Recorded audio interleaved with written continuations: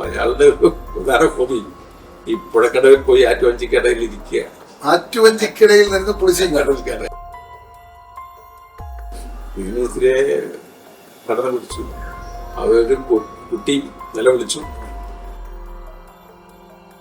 അപ്പൊ ഈ പിടിവലിക്കടയിൽ ഇവരെ എന്റെ ഒരു നിഗമനം ചുംബിക്കാൻ പോയതായിരിക്കും. അടിച്ചത് കാതിനാണ്. അവര് കാതിന് മുറിവും കിട്ടും.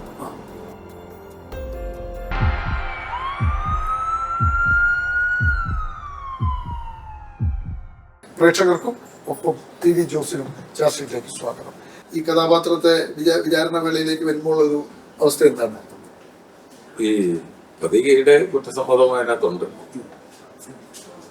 കുറ്റം ചെയ്തിട്ടില്ലാന്നൊന്നും അവർക്ക് കേസിൽ കുറ്റം. പക്ഷെ അത് ബോധപൂർവം അങ്ങനെ ഉപദ്രവിക്കണം ഇതിന് പെട്ടെന്ന് തോന്നിയ ഒരു വികാരം.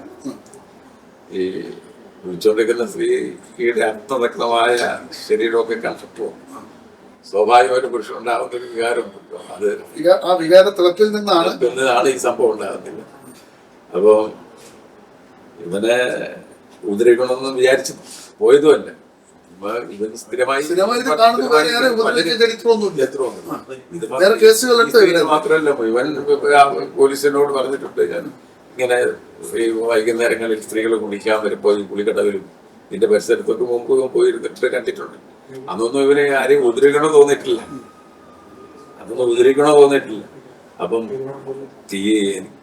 മിക്കവാറും ഇതിന്റെ ഈ കഞ്ചാവിന്റെ ഒരു ലഹരിയിൽ അവൻ സ്വയം മറന്ന് ചെയ്തു പോയ ഒരു സംഭവമായിരിക്കാം. ഇവനെ ഈ നാട്ടുകാർക്കൊക്കെ അറിയാവുന്നതാണ്. മറ്റുള്ള അപരിചിതനല്ല. ഇവൻ മുമ്പൊരു കേസിൽ പ്രതിയുമല്ല. ഇങ്ങനെ ഒടിഞ്ഞു നോക്കുന്ന നാട്ടുകാർക്ക് അറിയത്തില്ല. ഇത് പിടിച്ചപ്പോഴേ അറിയുള്ളൂ. പക്ഷെ ഇവൻ സംബന്ധിച്ചു ഇങ്ങനെയുണ്ട്. ഇവൻ സ്ഥിരമായിട്ട് ഈ പ്രദേശത്തേക്ക് വൈകുന്നേരങ്ങളിലായ സ്ത്രീകൾ ഈ കുളിക്കിടയിൽ വരാനും അവരങ്ങനെ ഈ പുഴയില് തോർത്തുമുണ്ടൊക്കെ കൊടുത്ത് കുളിക്കാറൊക്കെ ഉണ്ട്. അത് കുളിക്കുമ്പോഴൊക്കെ ആളുകൾ അതിൽ പോകുന്നവരെ ശ്രദ്ധിക്കാറില്ല. പൊതുവെ അങ്ങനെ പക്ഷേ ഇതൊരു ഹോബിയാണ്. ഈ അസുഖമുള്ളവരാണല്ലോ ഇത് കാണാൻ പോകുന്നത്. ഇവനിത് നേരെ പോക്കാണ്. ഇതിപ്പം നാട്ടില് കനാലിന്റെ വട്ടകളിൽ കനാൽക്കരകളിലൊക്കെ സ്ത്രീകൾ കുളിക്കുന്നുണ്ടല്ലോ. സ്വാഭാവികമായിട്ടായിരുന്നു നോക്കളെ. മനോരോഗമുള്ളവരാണ് ഇത് നോക്കുക. അങ്ങനെ ഒരു മനോരോഗിയാണ് ഇവൻ. ഇവന്റെ ഈ സംഭവത്തിന് ശേഷം പോലീസ് ചോദിക്കുമ്പോൾ പറയുന്നത് ഇവനിങ്ങനെ ഇവിടെ പോകാറുണ്ട്. ഈ സ്ഥലത്ത് മാത്രമല്ല, ഇപ്പോഴേ ഇതേപോലെ ആറ്റുവഞ്ചിയുള്ള വേറെ സ്ഥലങ്ങളിലും വേറെ കുളിക്കടകളിലും ഇവൻ പോകാറും ഇങ്ങനെ സ്ത്രീകൾ കുളിക്കുന്നത് ഇവൻ കാണാറുണ്ടായിരുന്നു പറഞ്ഞു. എന്റെ വിചാരണ നടപടികൾ എങ്ങനെയായിരുന്നു? ആദ്യം വിചാരണയില് ഇവനങ്ങനെ പുറകിൽ കുളിക്കാനും പോയിട്ടില്ല.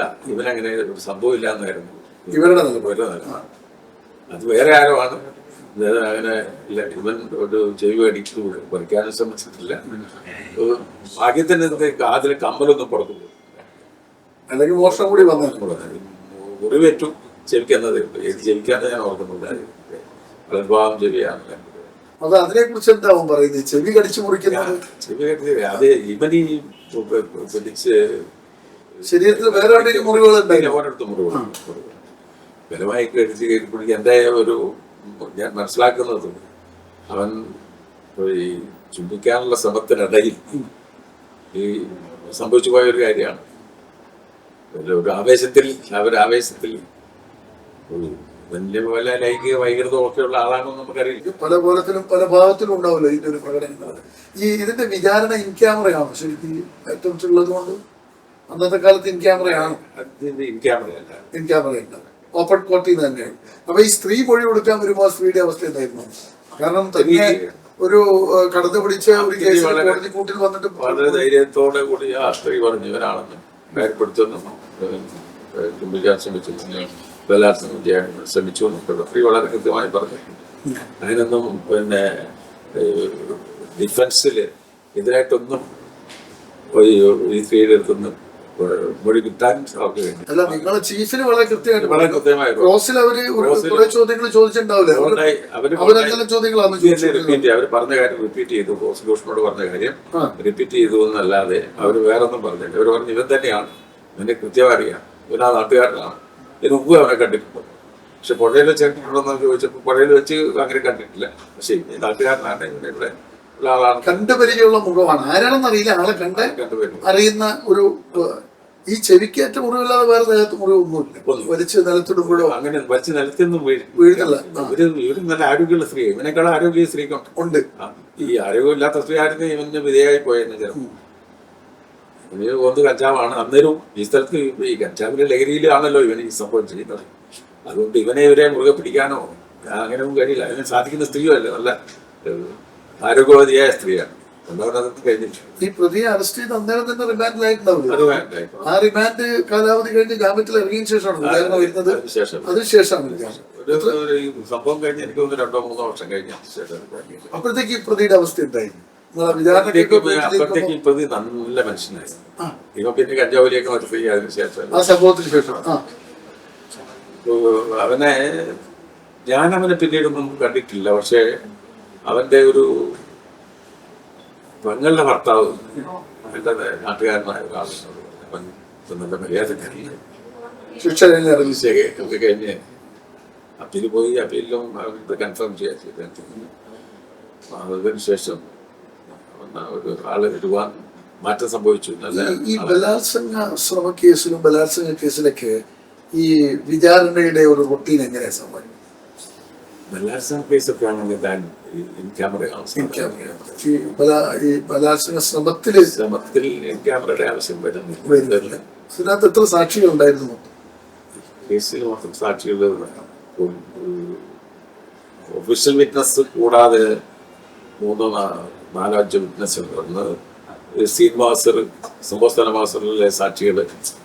പിന്നെ ഇത് ഈ പറഞ്ഞ ഐ വിറ്റ്നസ് ഒന്നുമില്ല ഈ സ്ത്രീയെ കൂടാതെ. പിന്നീട് ഈ സ്ത്രീയുടെ വസ്ത്രങ്ങളൊക്കെ ഉണ്ടായിരുന്നത് അസിസ്റ്റന്റ് മാസ്റ്റർ. ഈ സംഭവം നടക്കുമ്പോൾ ഇവര് ധരിച്ച വസ്ത്രങ്ങൾ പ്രതിയുടെ, അതാണ് ഞാൻ ചോദിച്ചത്. ഇത്തരം കേസിലുള്ള എവിഡൻസ് ബാക്ക്ഗ്രൗണ്ട് എന്തെല്ലാം വരുന്നത്? ഇങ്ങനെ ഒരു ക്ലോത്ത് പുതച്ചിട്ടുണ്ടായിരുന്നു, ഒന്ന് ഉടുത്തിട്ടും ഉണ്ടായിരുന്നു. അപ്പൊ ആ പോലീസ് ഇതുണ്ടായത് അതിൽ ബ്ലഡ് ഉണ്ടായിരുന്നു തോന്നുന്നു. ഈ സ്ത്രീ ഇങ്ങനെ മറച്ചിരുന്ന തോർത്തുമുണ്ടില് രക്തക്കറി ഉണ്ടായിരുന്നു. അപ്പൊ അതൊരു തൊണ്ടി മുതലായി മാറിയിരുന്നു. ഉടുത്ത ഒരു തോർത്തും ഇങ്ങനെ മറച്ച ഒരു തോർത്തും. അത് കുളിക്കടവിൽ കയറിപ്പോ അത്രയൊക്കെ വസ്ത്രം ഉണ്ടാവും. ബാക്കി ഇവരുടെ കയ്യിൽ അരക്കിയ വസ്ത്രങ്ങൾ കയ്യിലിങ്ങനെ തൂക്കി പിടിച്ചിട്ട് അതെല്ലാം തൊണ്ടി മുതലായി മാറിയിട്ടുണ്ടായിരുന്നു. ആയിട്ടില്ല. ഈ 2 മാർക്ക് ചെയ്തെടുത്തിട്ടുണ്ട്. പിന്നെ ചികിത്സാ രേഖകള് നമുക്ക് ആവശ്യമായി വന്നിട്ട് നമുക്കെന്താണ് പ്രധാനമായിട്ട് നമ്മൾ അതിനകത്ത് നമ്മൾ മാർക്ക് ചെയ്ത് വാദിച്ച കാര്യങ്ങൾ എന്തൊക്കെയാണ്? നമ്മള് ഈ സ്ത്രീയുടെ മൊഴി കൂടാതെ ഇവരുടെ അയൽവാസിയായ ഒരാള് തിരിച്ചിട്ടുണ്ട്. അയാള് ബസ് കണ്ടക്ടർ മറ്റായിരുന്നു. അപ്പൊ അയാള് അന്ന് ബസ്സിൽ പോയിട്ടില്ല. അയാൾ അവിടെ ഇവൻ ഈ പുഴയിൽ നിന്ന് ഈ സംഭവം നിലവിളി കെട്ട ഉടഞ്ഞതാണ്. നിലവിളി കെട്ട ഏകദേശം ഒരു 4-5 മിനിറ്റിന് ശേഷം ഇവൻ ആ പുഴയിൽ നിന്ന് കയറി വരുന്നുണ്ട്. അപ്പൊ ഇവൻ അത് പരിഭ്രമിച്ച് ഓടി വരുന്നതായിട്ടാണ് നിലവിളി കേട്ടപ്പോ ഇവനെ ആരും ഇത് കാണാതെ അല്ലെങ്കിൽ ഓടക്കടയിലേക്ക് ആരും എത്തുന്നതിന് മുമ്പ് ഇവൻ പുഴയിൽ നിന്ന് രക്ഷപ്പെട്ട് ഓടി ഈ റോഡിലേക്ക് വരുന്നത് പരിഭ്രമിച്ച് റോഡിലേക്ക് വരുന്നത് കണ്ട ഒരു സാക്ഷിയാണ്. പുഴയിൽ ഓടി വരുന്നത് കണ്ടെന്ന് പറഞ്ഞു. അപ്പൊ അതിനെ കൊറോബറേറ്റ് ചെയ്യാൻ പറ്റുന്ന ഒരു എവിഡൻസ് ആണ്. ഈ ചെവി കടിച്ചു മുറിച്ചു, ചെവി അങ്ങ് തൂങ്ങിപ്പോയിരുന്നില്ല. മുറിവുണ്ടായിരുന്നു, നല്ല മുറിവുണ്ടായി. കുറച്ചുകൂടി മുറിവുണ്ടായിരുന്നെങ്കിൽ കമ്മല് കാത് വിട്ടുപോകായിരുന്നു. കാതിന്റെ തുളയില്ല, തുളയുള്ളത് കൊണ്ട് മുറിവ് കുറച്ചുകൂടി ഇതായിരുന്നെങ്കിൽ കമ്മല് താഴെ വീഴുകയായിരുന്നു അല്ലേ? ഈ വിചാരണ സമയത്ത് ഈ പ്രതിയെ ചോദ്യം ചെയ്യുന്നവർക്ക് പ്രതിയുടെ ഒരു മാനസികാവസ്ഥ എങ്ങനെയാണ്? നല്ല ഫാമിലിയാണെന്ന് തോന്നുന്നു. പ്രതിക്ക് അതിനകത്തൊരു കുറ്റബോധമൊക്കെ തോന്നുന്നത് ഇട്ടുണ്ടായിരുന്നു. പിന്നെ വിചാരണവരെ കാണുമ്പോഴൊക്കെ ഈ വിചാരണയുടെ പല ദിവസങ്ങൾ കൂട്ടുകാരുടെ ഇറങ്ങി വരുമ്പോൾ ഒക്കെ അവന് വളരെ ഒരു പിന്നെ എന്താ പറയുക ഒരു സങ്കടത്തോടെ കണ്ടിട്ടുള്ളത് വേണ്ടായിരുന്നു എന്ന ഒരു കുറ്റബോധം അവന് തോന്നിയിട്ടുണ്ട്. ഡിപ്പെൻഡ് ചെയ്യുന്ന വ്യക്തി തോന്നിയിട്ടുണ്ട്. അവന്റെ കാഴ്ചയിലും സംഭവിച്ചു പോയി എന്നവൻ പറഞ്ഞിട്ടുണ്ട്. എന്നോട് പറഞ്ഞു അത് ഇങ്ങനെ സാറേ അത് ഇങ്ങനെ സംഭവിച്ചു പോയി, മനഃപൂർവ്വമല്ല എന്ന് പറഞ്ഞു. പോലീസൊക്കെ അതിനകത്തൊക്കെ കുറ്റപത്രമൊക്കെ എത്ര നാളെ കൊടുത്തിട്ടുണ്ടായിരുന്നു. സാധാരണ ദീർഘകാലം കഴിഞ്ഞില്ല കുറ്റപത്രം. വളരെ പെട്ടെന്ന് കുറ്റപത്രം കൊടുക്കും. വളരെ പെട്ടെന്ന് കുറ്റപത്രം. പോലീസ് ഭാഗത്ത് ആ സ്ത്രീയുടെ ഒരു ആ പ്രദേശത്ത് ഒരു അന്തസ്സുള്ള ആളുകളും കുടുംബവുമായിരുന്നു ആ സ്ത്രീ നല്ല അന്തസ്സുള്ള കുടുംബത്തിലെ സ്ത്രീയാണ്. അപ്പൊ അത് പോലീസ് അതിനകത്തുനിന്ന് വെള്ളം ചേർക്കാനോ ഇവരെ രക്ഷിക്കാനോ ഒരു ശ്രമം നടത്തി. അർഹിക്കുന്ന വിധത്തിൽ കേസ് അന്വേഷിക്കുകയും കുറ്റപത്രം കഴിയുന്ന വിധത്തിൽ പോലീസ് ഉറപ്പിക്കുകയും ചെയ്തു. എത്ര ദിവസം നീണ്ടു നിന്നു ആ കേസിലേക്ക് വിചാരണ? കേസിന്റെ വിചാരണ എനിക്ക് തോന്നുന്നു ഒരാഴ്ചയോടെ. ഒരാഴ്ച കൊണ്ട് തന്നെ തീർന്നു. ആർഗ്യുമെന്റിൽ തോന്നുന്നു ആർഗ്യുമെന്റ് നമ്മൾ കുറെ പ്രിപ്പയർ ചെയ്ത് ആർഗ്യ ചെയ്യേണ്ടി വന്നു. അതെന്തുകൊണ്ടാണ്? അതെന്ന് വെച്ചാൽ ഇവിടെ ഒരു അവിടെ ഒരു ബലാത്സംഗത്തുള്ള അറ്റത്തെ നടത്തുന്നില്ല. അവര് വീട് മുറി പറ്റിയതാണ്, കടിച്ചു പറിച്ചിട്ടില്ല, കേടുകൊണ്ട് മുറിഞ്ഞതിന്റെ പല്ലിന്റെ പാടൊന്നും ഉണ്ടായിരുന്നില്ല എന്നൊക്കെ ആണ് അവരുടെ പ്രതിഭാഗത്തിന്റെ വാദം. പക്ഷെ അത് സ്ത്രീയെ അവിശ്വസിക്കേണ്ട ഒരു കാര്യമില്ലായിരുന്നു എന്നാണ് അതിനെക്കുറിച്ച് പറയുന്നത്. ഒരു സത്യസന്ധമായ ഒരു മൊഴി എന്നുള്ളത് ഈ ഒരു പരിചയമില്ലാത്ത ആള് അല്ലെങ്കിൽ മറ്റു വൈരാഗ്യങ്ങളൊന്നും ഇല്ലാത്ത ഒരാളായിരിക്കും. അയാൾ എങ്ങനെ ചെയ്ത് പോയാൽ ഇയാളാണ് ചെയ്തതെന്ന് അങ്ങനെ ബോൾഡായി ഒരു സ്ത്രീ പറയേണ്ട ആവശ്യമില്ലല്ലോ. അങ്ങനെ ഒരിക്കലും പറയണ്ട. ഒരു സ്ത്രീ വെറുതെ പറയേണ്ട കാര്യമില്ല. അപ്പൊ അത് ഇവൻ ചെയ്തു തന്നെയാണ്. അപ്പൊ അതിനകത്ത് ഇത് അവിടെ പോയി പുഴക്കടയിൽ പോയില്ല എന്നും അവരുടെ കേസില്ല. അത് പറയുന്നില്ല. അവനവിടെ പോയി ഇതൊക്കെ നോക്കി എന്നുള്ളതൊക്കെ സംഭവം ഒളിച്ചിരുന്ന് നോക്കുന്ന ഒരു സ്വഭാവമുണ്ട് എന്നത് അവര് അല്ലാതെ ഈ ബലാത്സംഗം ചെയ്യാനുള്ള ശ്രമമൊന്നും നടത്തിയിട്ടില്ല എന്നുള്ള അതായിരുന്നു അവരുടെ ഒരു കണ്ടെത്തൽ. പ്രതിയെ ഈ കുറ്റക്കാരനാണെന്ന് പ്രതി കണ്ടെത്തിയ സമയത്തേക്കുള്ള ഒരു അവസ്ഥ ഉണ്ടായിരുന്നു. പ്രതിക്ക് സങ്കടം ഉണ്ടായിരുന്നു. ശിക്ഷയെ കുറിച്ച് എന്തെങ്കിലും പറയാണ്ടോ ചോദ്യത്തിലാണ് എന്താ പറഞ്ഞത്? പ്രത്യേകിച്ചൊന്നും പറഞ്ഞില്ല. ഞാൻ ചെയ്തിട്ടില്ല എന്നറിയാലോ. ശിക്ഷ വിധിച്ചപ്പോഴും സങ്കടം. ഒരു നാട്ടുപ്രവർത്തകരൻ ഒന്നും പ്രതീക്ഷിക്കാതെ സംഭവിച്ചൊരു കാര്യം എന്ന നിലയിൽ അവന് ഒരു വൈകാരികമായ മുഹൂർത്തത്തിൽ സംഭവിച്ചു പോയ ലഹരിയുടെ ഒരു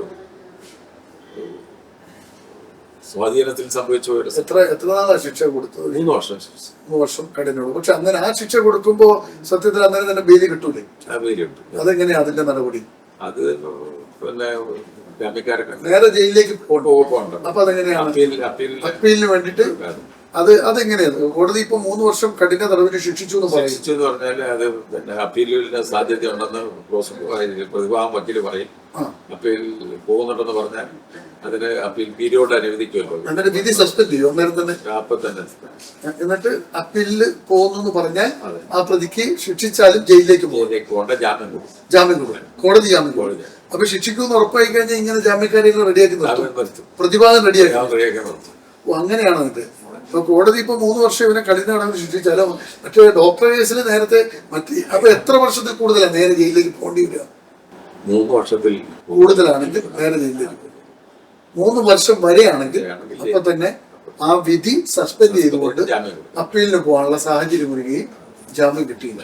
അതുകൊണ്ട് ഇവ പുറത്തിറങ്ങി പിന്നെ അപ്പീലിന് പോയിട്ട് എന്താണെന്നുള്ളത് നമ്മൾ ചിന്തിക്കേണ്ട. നമ്മുടെ ഭാഗം അപ്പോൾ ആലോചിക്കേണ്ടത് ഇതൊക്കെ ചെറിയ ചെറിയ തമാശകളാണ് ഒരു നാട്ടും പ്രദേശത്ത്. പക്ഷേ ഈ സ്ത്രീ കുളിക്കുന്നത് ഇവനിരുന്ന് കാണുന്നൊന്നും സത്യത്തിൽ ആ സ്ത്രീ അറിയുന്നില്ല.